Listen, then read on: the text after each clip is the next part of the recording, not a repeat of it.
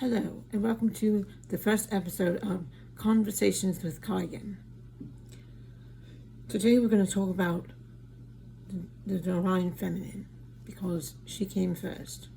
And Mother Night is Divine Feminine, and she birthed the light, and she birthed the sacred masculine physical form. She didn't want to physically incarnate herself, because it would be a downgrade and an interference to her sacred masculine manifestation. The sacred masculine manifestation was put on Mars. The divine feminine was on Venus as an unseen being. This is like a metaphor to explain how this works. The unseen being from Venus and the physical manifestation on Mars that she created, that she birthed into existence.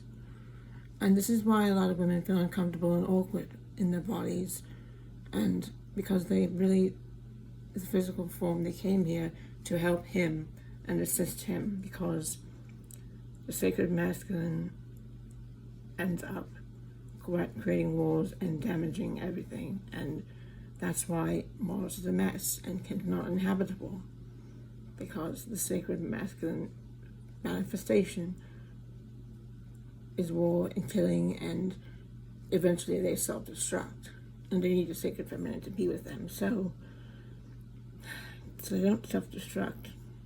And the Divine Mother is always crying for her beloved sons that just destroy themselves, because they need to understand how to get to where she is.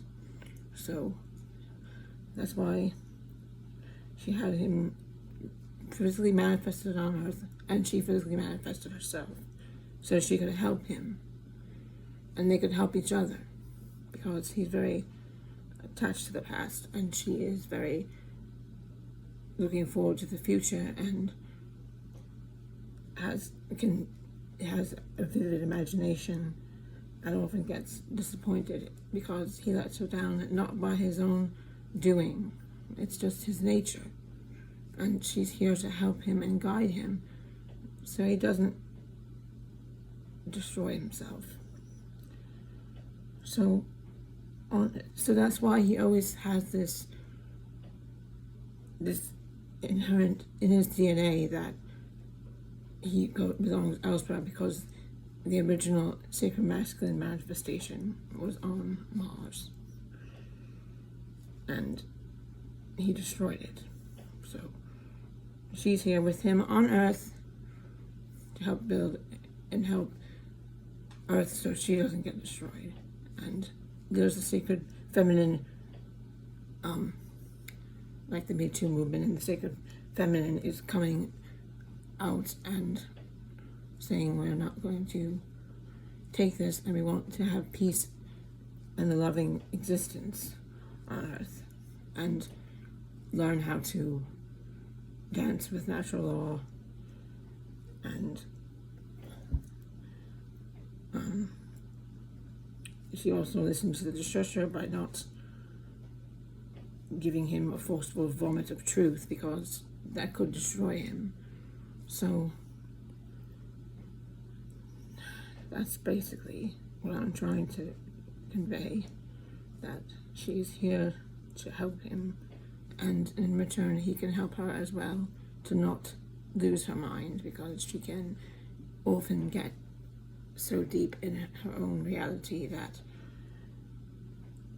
she needs to be pulled back in to be with Earth, and that's how they help each other through this.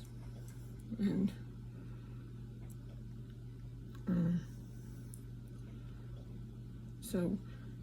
but she is not attached to her body. He's attached to his body because he was physically manifested first.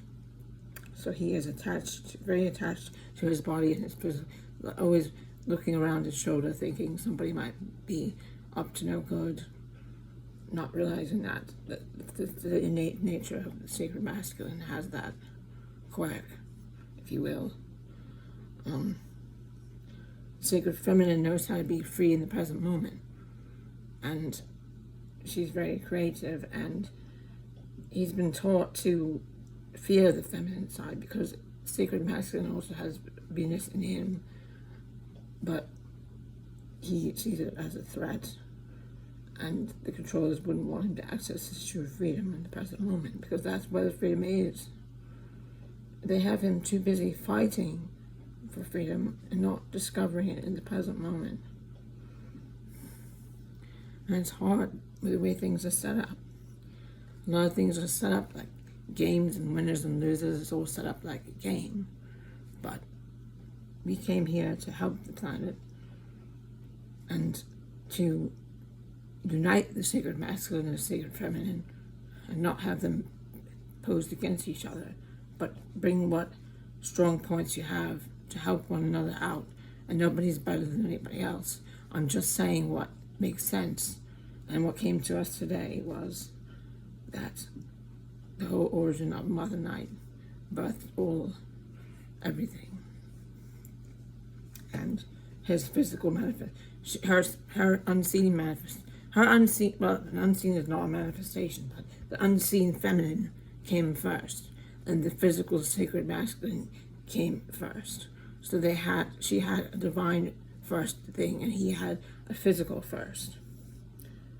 But he also contains that divine, but he doesn't access it because he fears it, and it can be scary because a very creative self, when you master it and understand it and start to use it and write and create stories and different things, you start to see that the law of attraction will make that happen, and it can be scary, but it's your ability, and you have to learn how to tame it. The sacred feminine is capable of amazing and wonderful and sometimes terrifying gifts, and also has to remember to come down to where he is and help him out of that. And he protects her in return and helps her because she can get so lost.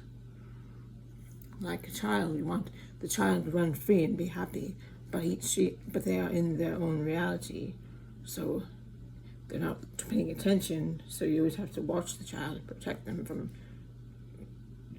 hurting themselves and walking into something that is dangerous. So it's a trade, and it's a beautiful love story, and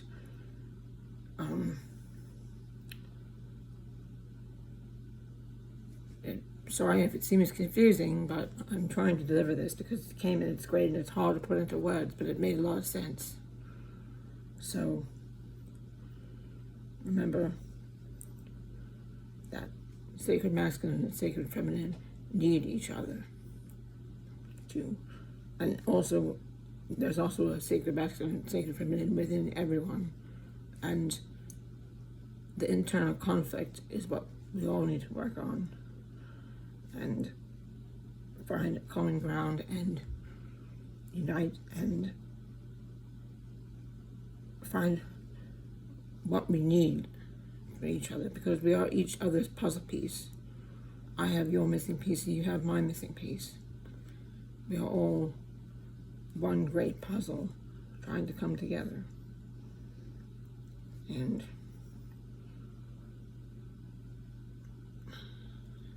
just want the sacred masculine to be open to when the sacred feminine wants to help, because he is always in survival mode and thinks he has to do it all himself.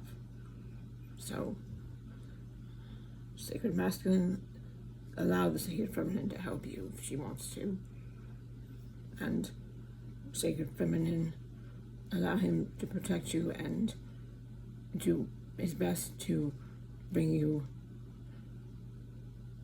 the joy that he seeks to bring you, and accept what he wants to do for you.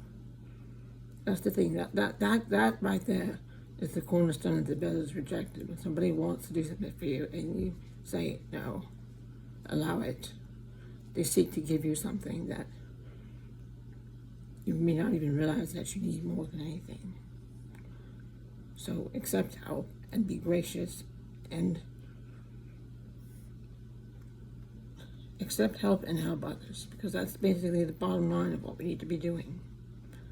So I hope this conversation was beneficial to you, even if it was a lot of stuff that is difficult to put into words, but somehow we bring it together, and that's the goal of our presentations. So hopefully this was helpful. I thank you for joining me, and I will see you next time on the next one.